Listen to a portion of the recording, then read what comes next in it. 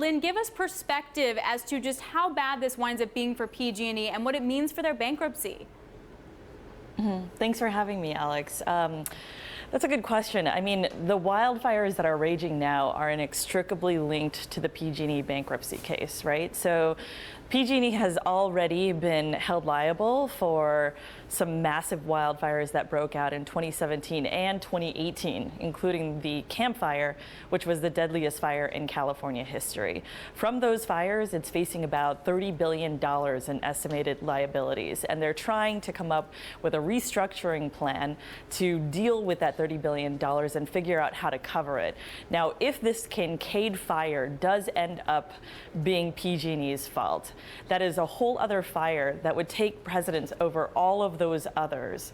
And if it destroys 500 structures or more, it ends up triggering a clause within PG&E's restructuring plan that allows all of the financial backers that have agreed to that plan to go back and renegotiate all of the terms and withdraw from that plan. So it could really delay PG&E's efforts in emerging from bankruptcy by early next year. So how does this ever get fixed? Because wildfires aren't going to stop. And even if they continue to do blackouts to prevent a wildfire from happening, it's not going to work. So how does this ever resolve itself?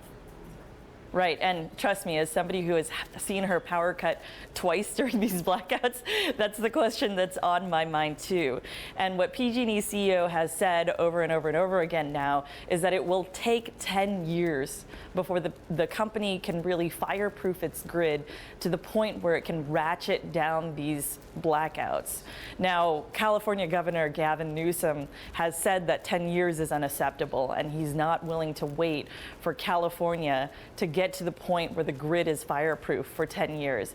And they're trying to come up with solutions now. A few fixes that have been thrown out there, solar, batteries, more backup power generators, accelerating inspections, doing more tree maintenance. It remains to be seen whether any of these are fixes that can get us to a point where the blackouts and the wildfires actually end. In the meantime, where does this leave, say, the investors who are still in the equity, who are still in the debt? Right, and trust me that they are watching that number of structures, the number of structures that the Kincaid fire is damaging and destroying very closely to see whether that 500 structure number actually gets exceeded during this wildfire season. A lot hinges on that. A lot hinges on how much damage this fire actually ends up causing, and nobody can say that right now because the fire is still raging. A lot of it is contained, but it has yet to be extinguished. And meanwhile, there's a whole other set of fires that PG&E is being investigated for starting potentially. So we will have to tally those losses once this event is actually over.